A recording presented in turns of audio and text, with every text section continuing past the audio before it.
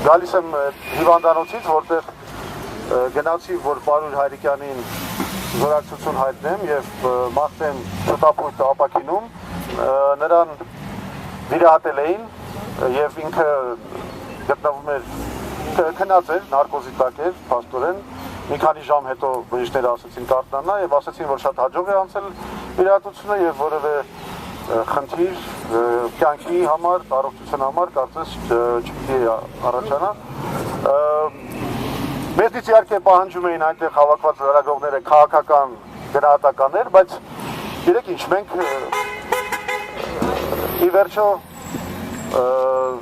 լուրջ քաղաքական ուժ ենք եւ մենք չենք ցատկում տարբեր ինչ-որ վարկածների, շուտապույտ, չենք փորձում ինչ-որ եզրակացություններով, ենթադրություններով հանդես գալ։ Մի բան մեզ համար պարզ է, կատարվել է հանցագործություն, որը դատապարտելի է, եւ իշխանությունները ոչ միայն տապալվել են քաղաքացու կյանքի ապահովման գործում, այլ նաեւ տապալվել են բնականոն նախագահական ընտրությունների պայմանները ապահովելու գործում։ Ի վերջո նրանք էին ասել, որ նախագահական այս տեխնազուների համար տրամադրելու են հատուկ, չգիտեմ, տիկնապահներ, անվտանգության ինչ-որ միջոցներ, այդ հայտարարությունները նախապես արել էին եւ հիմա տեսնում ենք ինչ է եղել։ Ամեն դեպքում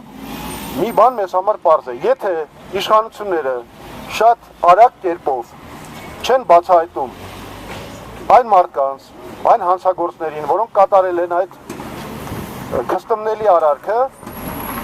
եւ չեն խստագույնս օրենքով չեն պատժում նրանց, ուրեմն այս իշխանությունները ի վիճակի չեն բնականոն նախագահական ընտրություններ ապահովել։ Եվ մենք այդ պահանջը արդեն հենց հիմա դնում ենք։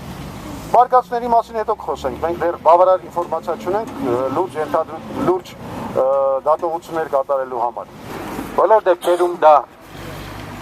այն միջավայրի արգասիքն է, որի մեջ մենք գտնվում ենք, այն մթնոլորտի արդյունքում է, որը ստեղծվել է Հայաստանում, եւ դա ներող կլինեք դրամաբանական այն շարունակությունն է, որը կատարվում է Հայաստանում ամեն օր այն գործընթացների։ Ինչ ասեք, ամեն օր տեղի ունենում Հայաստանում։ Ով է պատժվում? Ոչ մեկը։ Պարլամենտի կեսը սահմանադրության խախտման եւ օրենքների խախտման առումով հանցագործ է։ Բիզնեսով են զբաղված։ Տիրապետում են Հայաստանի բիզնեսի կեսից ավելի, մի քանի հոգի։ Կրկնում եմ, խախտելով Հայաստանի օրենքները, Հայաստանի սահմանադրությունը, միջազգային պարտավորություններն ու միջազգային կոնվենցիաները։ Ով է նրանց պատժում։ Այն մարդը, որ երկու բառ հենց խոսում է անգլիագիտությունա դուրս գալիս իր բերանից, լոտերների, թամբալների, խիարների, չեբուրաշկաների մասին։ Ո՞վ է պատժելու այդ մարդը։ Այդ մարդու հովանավորյալ դեպուտատները, թե կուսակցությունը։ Երբ հանցագործության մեխը կազմակերպման կենտրոնը այդ երկու շենքում են,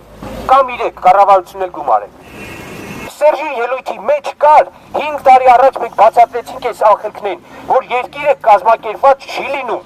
պետությունը կազմակերպված չի կարող լինել, կազմակերպված կարող է լինել միայն բանդան, խումբը, Վանո Սիրադեղյանը հոդված ունի հատուկ սրա համար,